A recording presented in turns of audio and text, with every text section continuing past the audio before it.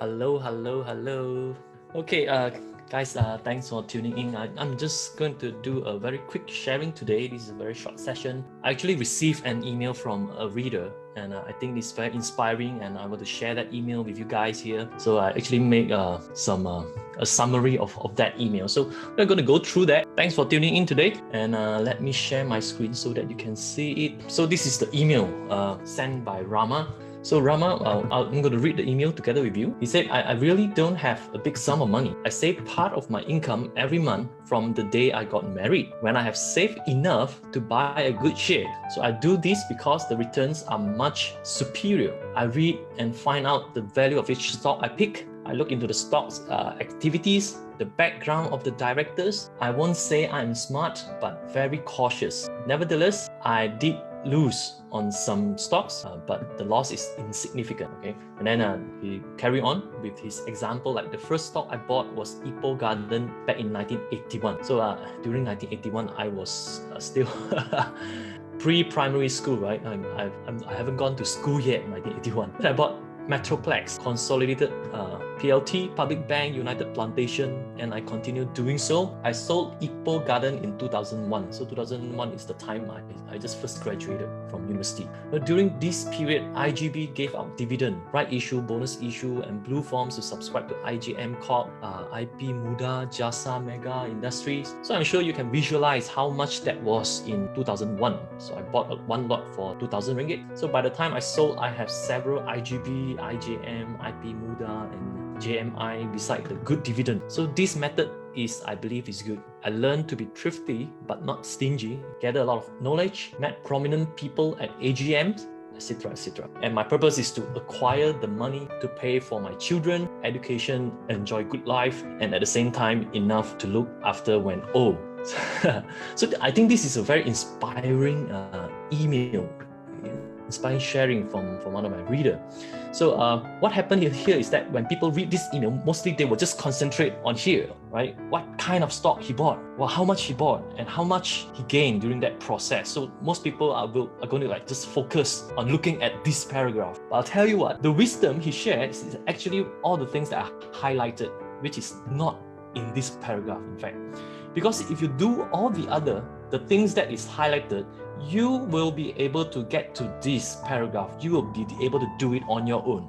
You don't need any guru to give you stock tips or whatever, right? So if you do all this, all the other highlighted stuff, it is like naturally you will find a way to do all this. Okay, let me just summarize here. So what are the wisdoms that Rama gave us? He said he saved regularly. So that means every time you got your pay, you have to save a portion of it, right?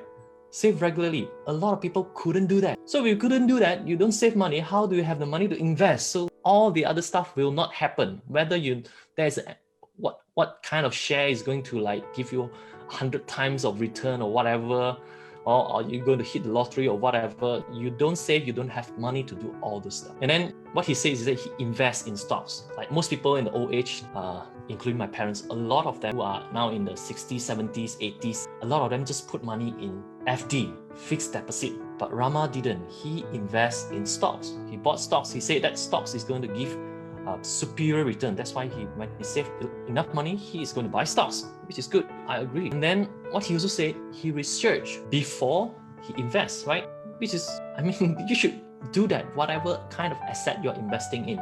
So normally the asset I advocate is that you should buy stocks which is businesses, or you start your own business, do your own business. So business is a constant asset that really create values. So stocks are proven business that is listed on the market where you can pick and choose. There are hundreds of thousands of stocks, and you can just pick the one that is good and meet the criteria and buy it at the right price, right? So research before you invest. And also he said he is not smart, he said, but he is very cautious. So even I look at the email, you see how many typo he has, right? A lot of spelling error and stuff like that. But that's not important, because investing in stocks, you don't need perfect grammar, right? You don't need to be very smart, but you have to be very cautious. Cautious means, I think what he means is that he don't want to invest in stocks that's speculative. He doesn't want to buy into business that is not making money, right? So cautious is very important because you don't want to lose money. take care of the downside, and the upside will take care of itself. And also, he said he did lose some money. Some of the stock lose, but it is insignificant. So, but I think what he also learned is that he learned from the mistake he did, right? When you invest in some stocks that is not performing, probably there are some mistake there, right? So you have to learn from what kind of reason that is like causing the stocks not performing. Okay, and then he also said thrifty but not stingy. So he's very generous, I think. Thrifty, you should spend below your means, but it's not like stingy that you don't give up any cent, right? You don't help other people, so that's stingy. Okay, and also he said he also said constant learning, right? Every time he just keep learning. And then he go to AGMs, basically AGMs, the annual general meeting.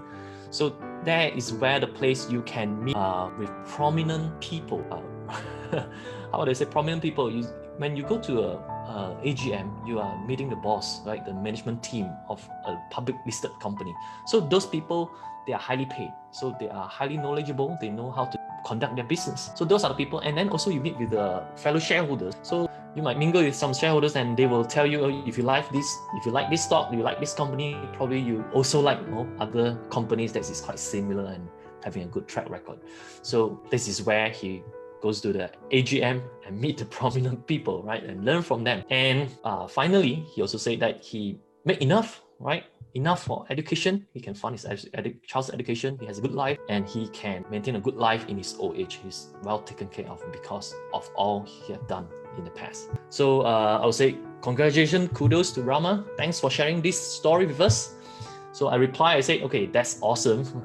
I always advocate my readers to do exactly what you had done. So super kudos to you. So guys, this is very simple. These are very good money habits that you should cultivate and you should have it and practice it before it is too late. So thanks for tuning in for this very short session. If you like this, just share this with your friends. Thank you very much.